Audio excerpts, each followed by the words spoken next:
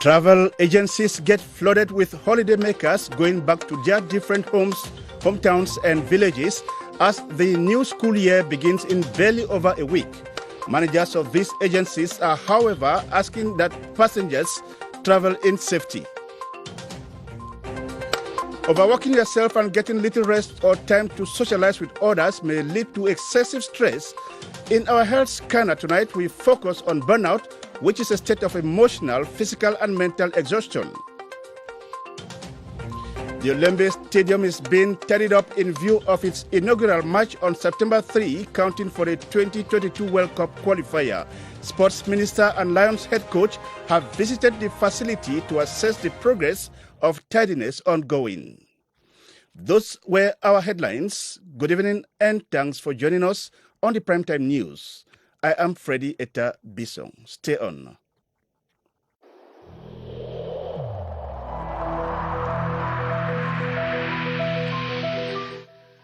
We must remain vigilant and mobilized, for this rapidly changing health crisis is still around.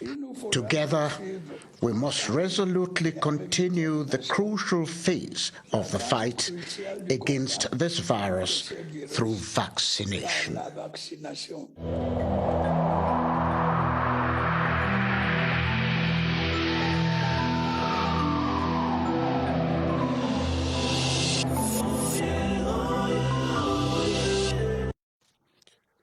Welcome back. For some days now, there have been an influx of holidaymakers in travel agencies returning to their different hometowns and villages as school resumption draws closer. Managers of the agencies have, however, multiplied trip hours in order to make sure every passenger gets to his or her destination safe and sound. Romeo Kenyi went investigating in some agencies in Yaoundé and now reports. The scramble for a seat in buses persists among travelers as the effervescence of back-to-school gain fame. Night like day journeys, prices have not altered. I'm going to Douala. My mom, she bought my ticket for me. We waited for her I'm sure 30 minutes upward. There's traffic. I don't have any difficulty. When the taxi breaks, they'll come and carry the things.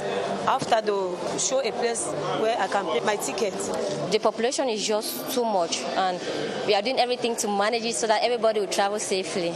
As immediate remedy, trip hours have been modified to permit drivers and passengers arrive on time and a good rest merited.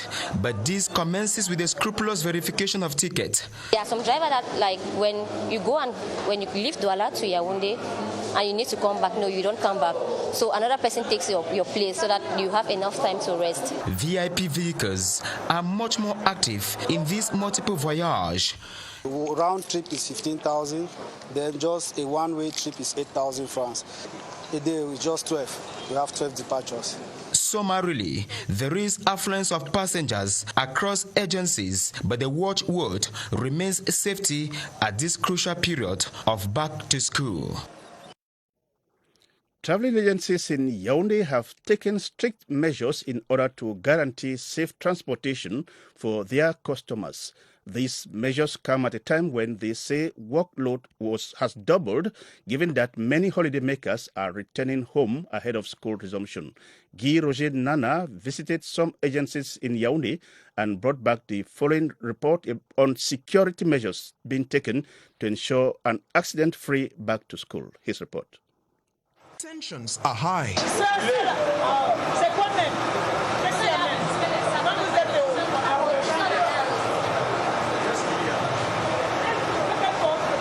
The workload has doubled. Some agencies try to stay in conformity with instructions from hierarchy. Our drivers, they spend 6 hours on the roads. We don't do overloading.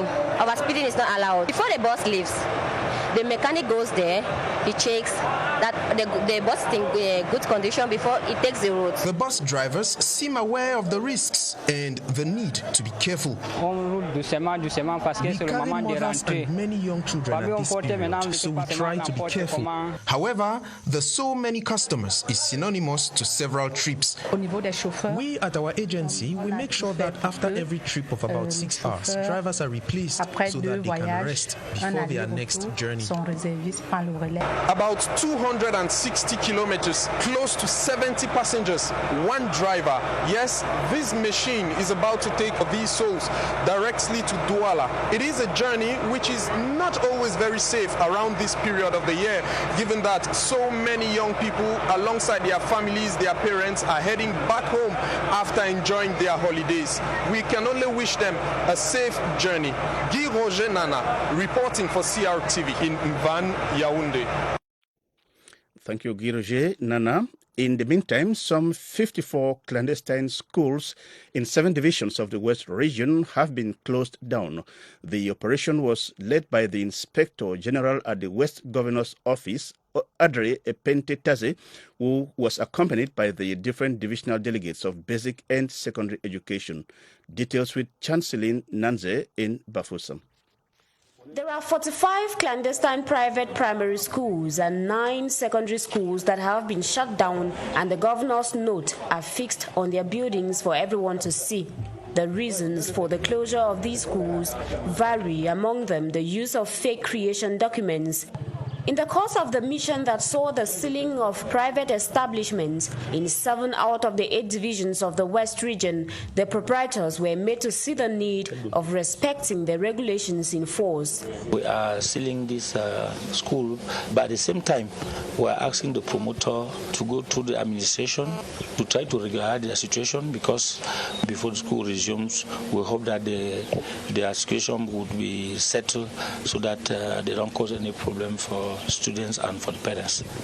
Owners of these private schools have promised to ensure their situation is regulated so the construction of the young minds in their communities can be done in respect of the law. Over in the northwest, the Bamenda City Council has been out cleaning heaps of garbage piled along some markets in the city, which have become very unhealthy for buyers and sellers. The cleanup exercise is in continuation of sensitization campaign embarked on by the city mayor to improve on hygiene and sanitation in the town. Mercy Kusi reports from Bamenda. This pile of dirt has been lying here for more than 6 months now, and it is a very disgusting sight to behold. Worse still is the stench that comes out from the heap. The people around here heave a sigh of relief as the Bamenda City Council brings a truck to clean up the refuse. When you are here, you can't even eat something because of the odor. It was uncomfortable. Even our customers are scared away. It took force and persistence for some of the traders within Bamenda to close their shops within the few hours of the cleanup exercise. The officials of the city council reiterate that keeping the town clean is the responsibility of every inhabitant. We've indicated the people by coming out on the field as an exemplary way of showing to the people that the town needs to be clean. But it looks like they went to slumber. And so we've come back this time now to make sure that whatever we're doing is reinforced. The cleanup exercise will continue with the disposing of the overflowing waste cans in other parts of the town in due course. The Speaker of the National Assembly has mandated a commission to identify all abandoned, mature and ongoing projects in the 3 northern regions. The initiative seeks to find ways of completing them so as to fast-track the development of these regions. The commission, led by the Minister Delegate at the Ministry of Finance, Yauba Abdullahi, sat with local authorities and representatives of the said regions and identified projects in the domains of energy, road, agriculture, amongst others. Henry Tato Kambi reports from CRTV Far North in Marwa. This building is supposed to be the Far North Governor's permanent office, but it has been abandoned for about 40 years, with one story or the other springing up to explain why it is in this state. This is one of the abandoned projects that the Speaker of the National Assembly has mandated this commission to identify in the 3 northern regions, with the commission also expected to dig out mature and ongoing projects during their mission. The plan is to ensure proper follow-up to speed up development in the northern regions. Once we have identified these projects, there will be adequate follow-up by the elites for its proper execution. execution. We want that every project be executed in such a way that it satisfies the needs of the population. So what is actually changing is the reinforcement of follow-up projects. The creation of a forum of elite to properly follow up projects is now on course to make the plan a success. The president of the National Communication Council, Joseph Chebonken Kalabupse, has challenged the media practitioners in the West region to embrace objective reporting. He made the call at the start of his 3-day working visit to the region, during which he is expected to meet with administrative authorities and media practitioners. Details with Kelvin Nembo in Bafusa. He came with a message to deliver to both promoters of media organs and media practitioners with the hope that it will have a positive impact on the manner in which they report the news, especially with the advent of the social media where fake news is being widely spread today. There's a lot of impact from the social media, and that's where we come in to advise the journalists to continue to remain relevant because of the devastating effect of some of the bad stuff that is in the social media. He worked day and night, under the rain, under the sun, visiting local radio and TV stations in the Menwa, Nun, Nde, Bambutus and Mifi divisions. Noticed a majority of people practicing the profession have not received any formal training in the field of journalism. He has promised to organize training workshops to reinforce their capacities. We intend in the days ahead, the months ahead, to organize workshops and seminars and to be able to bring these people who are so much interested in the profession of journalism but who have not had formal training. The president of the National Communication Council and his team also paid courtesy visits to administrative and traditional authorities. For instance, West Governor Awafonka Augustine and the Bamum Sultan, His Royal Majesty Ibrahim Bombonjoya. The General Manager of the National Social Insurance Fund, Noel Alain Olivier Mekulumvondo, has expressed satisfaction with the activities carried out so far and agenda of the International Union of Francophone Press Cameroon branch. This was during an audience he granted to some of the members of the association's executive bureau, led by their president, CRTV News Channel head, Evelyn Owona Isumba. Details with Rita Makang.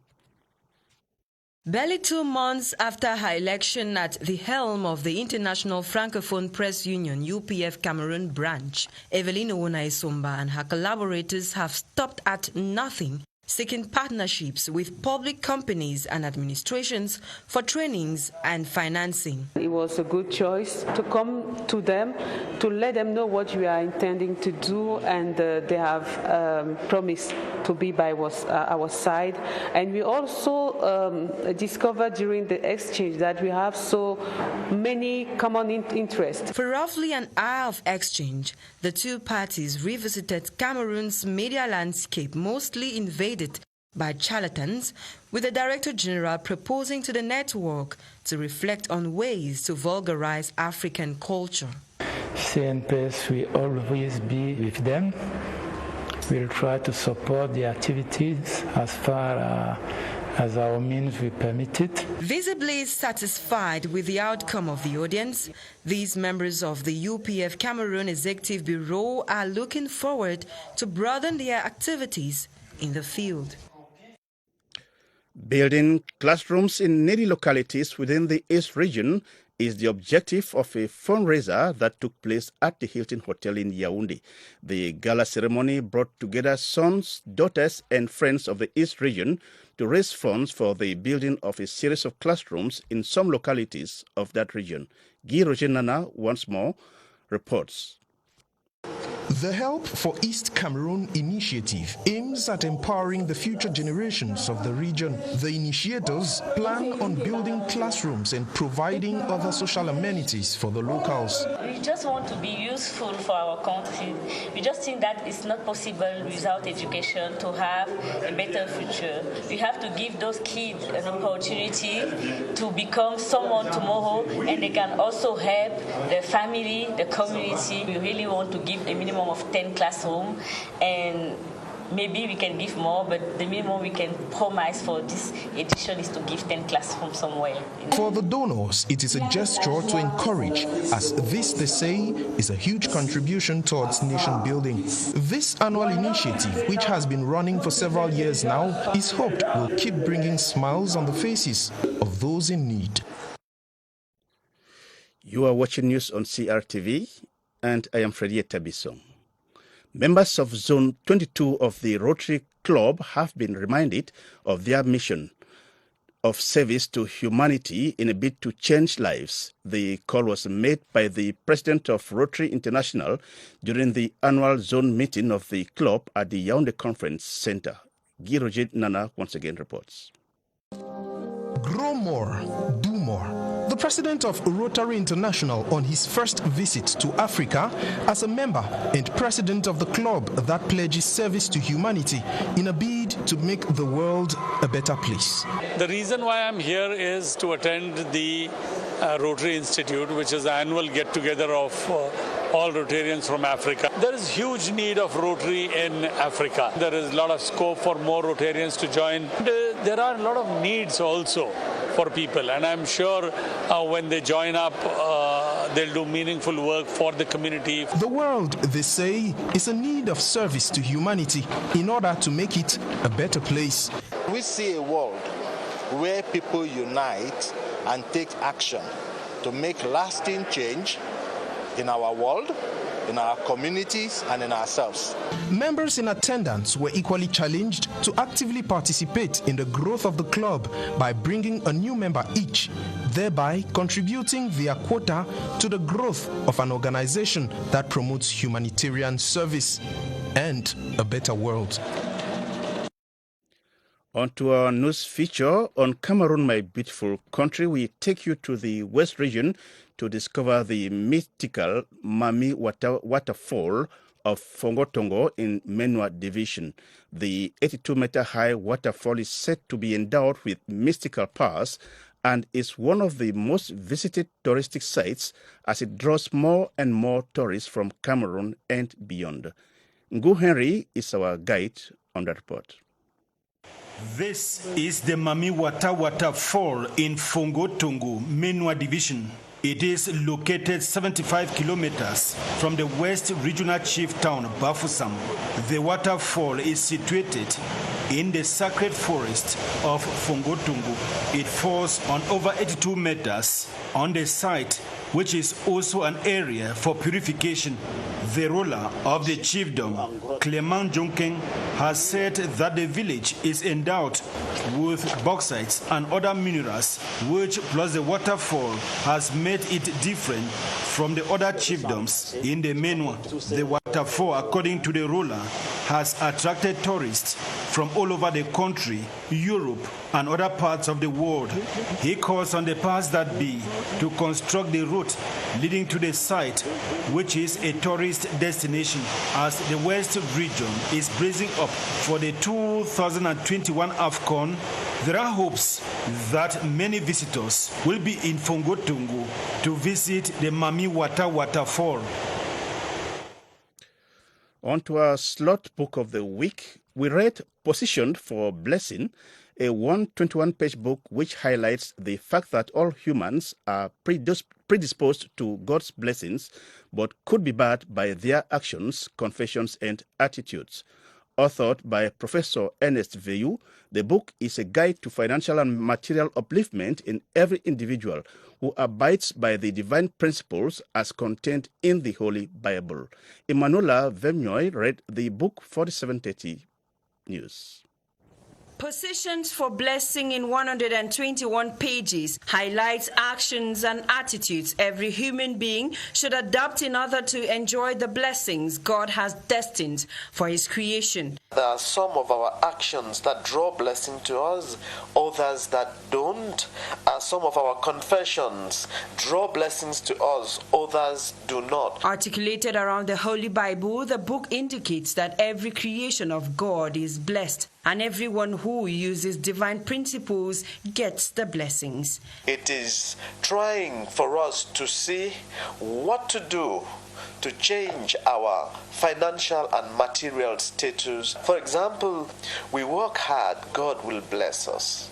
The Bible advocates giving. It says, give and to be given to you. The Bible also advocates discipline. The author believes that human actions, declarations, and ways determine whether an individual can be blessed by God or not. All of us are entitled to prosperity, to blessing, to abundance. If you would get in line with those laws, you prosper. You stand against the tide of those laws, they sweep you down the drain. Published by Nya Publishers, Positions for Blessing is authored by Professor Ernest Veyu, who is a professor of British literature in the University of Yaoundé.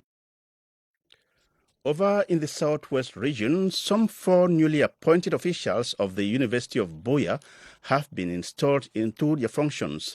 They were installed by the Vice-Chancellor of the university, Professor Ngomo Manga, who called on the newly appointed to consolidate the gains of the University of Buea. Details with Fem Bonui Aise from CRTV Southwest in Buea. Great joy filled the air following the installation of the recently appointed University of Buea officials. Professor Mukenge Emmanuel Adolphe steps in as the new Deputy Vice-Chancellor in charge of internal controls and evaluation, while Professor Eneke Bechem Esoyam Tambe comes in as the first female registrar of the institution. I feel very humbled, having moved from a student here to this position today as a registrar. Is exciting, at the same time very challenging.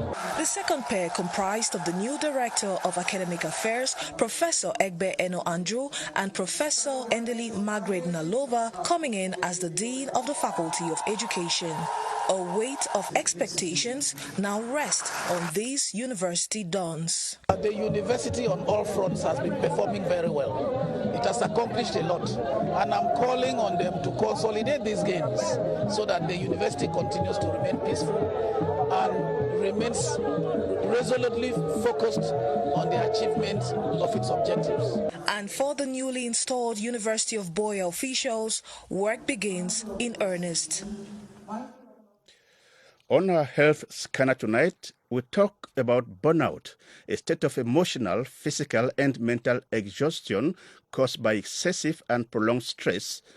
Our focus on the health slot in this newscast. It is, if you are overworked and get little vacation or social time, you might be dragging yourself into burnout, and you are required to give yourself a break in order to avoid reaching breaking point. Beatrice Losamba sat down with an expert to talk burnout and ways to avoid this serious health problem, which fortunately can be remedied. Her report. There are days when you feel helpless, overloaded, unappreciated. Days when you barely drag yourself out of bed from prolonged stress. These are red flags that something is wrong and needs to be addressed. Burnout does not happen overnight. It creeps up on you.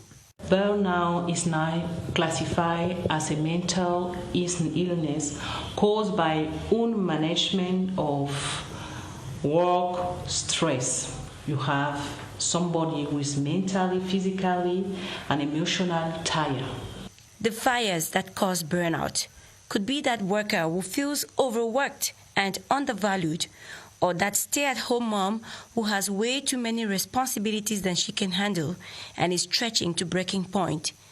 If they do nothing about this, they will wake up someday feeling helpless, hopeless, unmotivated. You can have some signs like headache, insomnia. You can see the person start to be angry, irritable at work. He don't have empathy. He can also have chest pain. He can feel pain on all the body.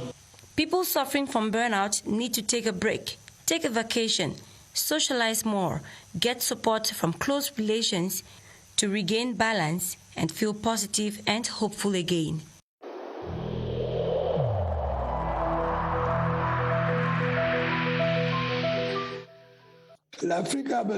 Africa needs broad and equitable access to the vaccine.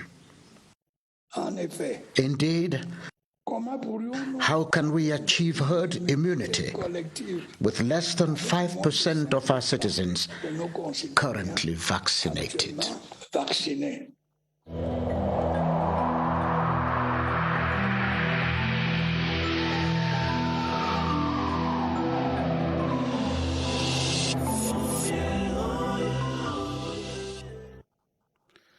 Despite a drop in the number of positive cases for COVID-19 recently, there still are some few cases of deaths recorded, with the littoral, center and west regions of Cameroon topping the charts in the number of deaths for COVID-19 in Cameroon lately. For more, let's join Baldwin Sama at the Public Health Emergencies Center. Hello, Baldwin.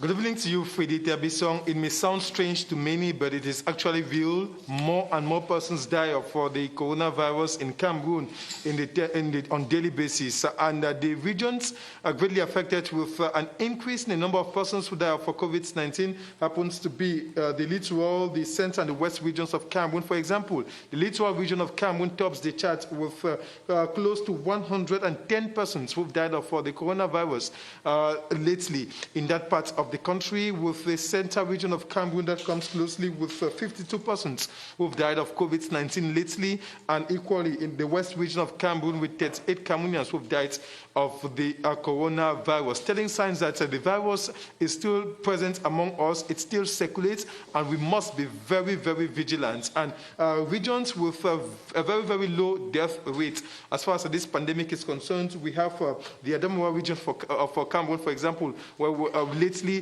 no person has died of COVID-19. We equally have the East region for the country, where nobody has died of the coronavirus lately. The North region of Cameroon, nobody has died of the coronavirus lately. Some of these regions that are quite on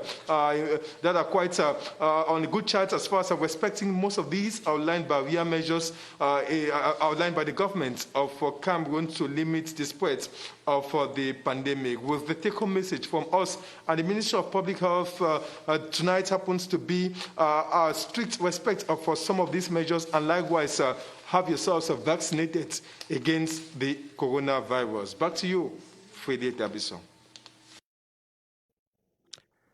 We pray those regions keep that record of no deaths. Baldwin, thank you very much. The 60,000-seater Olembe Stadium is being kept neat ahead of the September 3 World Cup qualifier confrontation pitting Cameroon against Malawi. The Minister of Sports and Physical Education, Professor Narcisse Molekombi, and the Indomitable Lions head coach were at the football facility to evaluate progress of tidiness. Roman Kenyi tells us more in this report. More than 700 youths mobilized for the cleaning of the 60,000 seats of the Olembe Stadium. 20 persons work in a group. Majority have been drafted from the riverine populace. The hygiene and sanitation company steering the move is upbeat, finishing cleanups before September 3 when Cameroon takes on Malawi in the arena. We started by gathering young people because it wasn't quite easy. We work with the young people that lives in the neighborhood of the stadium, and now today we have started with the chairs and the floor, and then we'll think that tomorrow and then Monday, Tuesday, we're going to continue our task. On site to review is Sport and Physical Education Minister Professor Narcisse Molekombi. He equally makes sure the main turf has been trimmed per norms before shortly assessing neatness in players' dressing rooms, toilet and warm-up room. Joining him is Indomitable Lions head coach Antonio Conceição da Silva Oliveira and deputy. The Portuguese gaffer lately extended his contract with the national team for the next 2 years. The tactician and lads aspire inaugurating the facility with a maiden victory in day one of the 2022 FIFA World Cup campaign. In more sports news tonight, we begin our series on the countdown to this year's Women's and Men's Africa Volleyball Cup of Nations, both taking place in Kigali, Rwanda, from the 5th to the 20th of September this year. Focus tonight is on the men's volleyball team, current African vice champions. 14 players have been selected, both from local and professional clubs, to defend the nation's colours in Kigali. Baldwin Sama presents Cameroon's men's team in this report. It is a 14-man team that will be defending the nation's colours in this year's Men's African Volleyball Cup of Nations, a team which is a perfect blend of the old guards and newcomers. Among the old guards, 9 were present at the last Africa Cup of Nations, with 5 making their debuts this year. For several weeks, African vice champions Cameroon's volleyball lions have been training here at the Yaoundé Multipurpose Sports Complex, working on what will permit them win the trophy this year. The group is kind of solid. We have the new players that came to help us. They are very new in the competition, and us, the experienced players, we think that we're going to give them some support, some mental support, because they have the rage of the competition, and also we are more experienced, so we're going to help them to canalize their energy in the game. The team is a blend of individual talents, with the final output being a collective play style to outsmart their opponents. Team Cameroon is made up of both home-based players and professionals, as discipline, hard work and determination remain their watchwords for the upcoming Africa Cup of Nations. The Educ Sports Academy here in Yaoundé rounded off its 2021 summer holiday football camp with over 100 young boys and girls given medals for effective participation. This was in a ceremony today attended, amongst others, by the Technical Advisor number 1 to the Minister of Sports and Physical Education, Eric Binfon. Romion Kenyi once more with the details. It's a happy end for the Summer Holiday Football Camp 2021, organized by Edu Sport Academy. 71 boys and 31 girls aged between 9 and 16 have been drilled on basic football rules. 90% of the young stars hail from Bui Division, Northwest region, now internally displaced, while others are from different regions.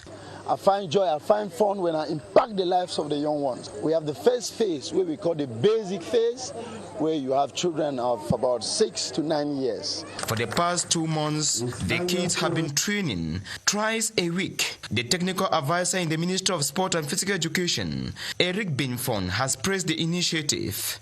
He taught us so many things, like breaking the ball, giving good passes. Learn how to be disciplined, how to be patient in life. At the eve of school resumption, the teenagers have been handed didactic materials to foster academic.